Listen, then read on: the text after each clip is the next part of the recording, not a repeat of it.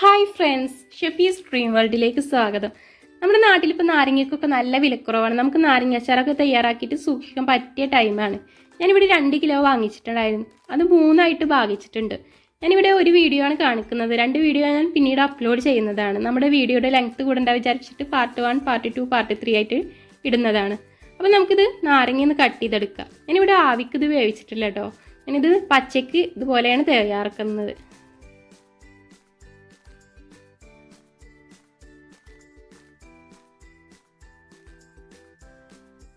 നാരങ്ങ മുഴുവനായിട്ട് ഈ രീതിയിലൊന്ന് കട്ട് ചെയ്തെടുത്തിട്ടുണ്ട്.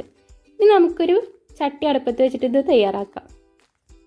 ഇനി നമുക്ക് ചട്ടി ഒന്ന് ചൂടായി വരുമ്പോൾ നമുക്കിതിലേക്ക് കുറച്ച് ഉലുവയും അതുപോലെ കടുകും ഇട്ടിട്ടൊന്ന് വറുത്തെടുക്കാം. എന്നിട്ട് നമുക്കതൊന്ന് പൊടിച്ചെടുക്കണം.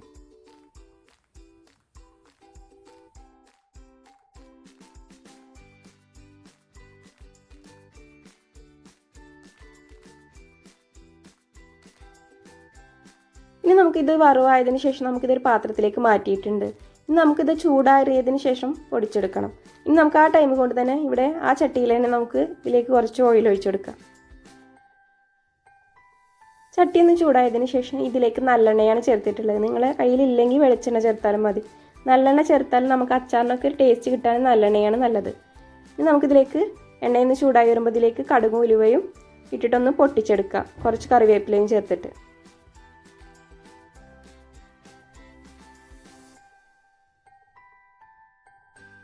കടുക് ഉലുവയൊക്കെ ഒന്ന് പൊട്ടി കിട്ടിയിട്ടുണ്ട് കേട്ടോ. ഇനി നമുക്കിതിലേക്ക് കട്ട് ചെയ്ത് വെച്ച് നാരങ്ങ ചേർത്ത് കൊടുക്കാം. ഇനി ഇതിലേക്ക് ആവശ്യത്തിന് ഉപ്പും ചേർത്ത് കൊടുക്കണം.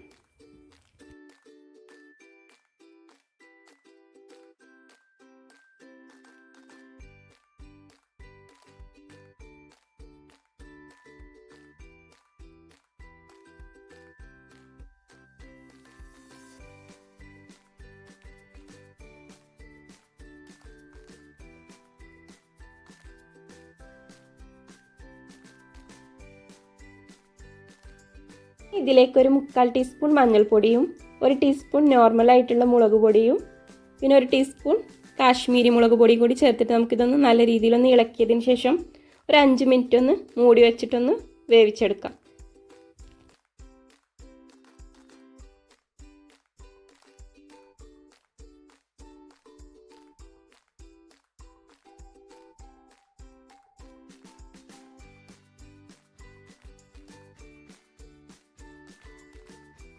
ഇനി നമുക്ക് ആ ടൈം കൊണ്ട് ഇവിടെ നേരത്തെ മാറ്റി വെച്ച ഉലുവയും കടുവും ഒന്ന് പൊടിച്ചെടുക്കാം.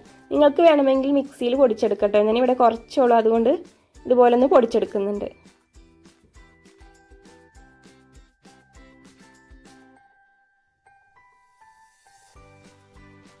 ഇതിവിടെ റെഡി ആയിട്ടുണ്ട് കേട്ടോ. ഇനി നമുക്ക് നേരത്തെ പൊടിച്ചെടുത്ത ഉലുവയും കടുകും ഒന്ന് ചേർത്ത് ഇളക്കിയതിന് ശേഷം നമുക്ക് തീ ഓഫ് ചെയ്യാവുന്നതാണ്. നമ്മളിത് ഈ ടൈമിൽ കഴിക്കുകയാണെങ്കിൽ നല്ല രീതിയിൽ കയ്പുണ്ടാവും. നമ്മളിത് കുറച്ച് ദിവസം വെച്ചതിന് ശേഷം വേണം ഉപയോഗിക്കാൻ. നിങ്ങൾ കേട്ടിട്ടില്ലേ, ഉയരം കൂടുന്തോറും ചായയുടെ രുചി കൂടും പറഞ്ഞ പോലെ ഇത് ഇരിക്കും തോറും ഇതിൻ്റെ രുചി കൂടും. അങ്ങനെ നമ്മൾ ടേസ്റ്റി ആയിട്ടുള്ള അച്ചാർ ഇവിടെ റെഡി ആയിട്ടുണ്ട്. നിങ്ങൾ ഈ രീതിയിൽ ചെയ്തിട്ടില്ലെങ്കിൽ ഒന്ന് ചെയ്ത് നോക്കി അഭിപ്രായം കമൻറ്റ് ചെയ്യണേ. നിങ്ങൾ എൻ്റെ വീഡിയോ ഇതുവരെ കണ്ടിട്ട് സബ്സ്ക്രൈബ് ചെയ്യാത്തവരുണ്ടെങ്കിൽ ഒന്ന് സബ്സ്ക്രൈബ് ചെയ്ത് സപ്പോർട്ട് ചെയ്യണേ. കൂടെ നിങ്ങളുടെ വിലയേറിയ അഭിപ്രായങ്ങളും നിർദ്ദേശങ്ങളും എഴുതി അറിയിക്കാൻ മറക്കല്ലേ. മറ്റൊരു നല്ല വീഡിയോയുമായി വീണ്ടും വരാം.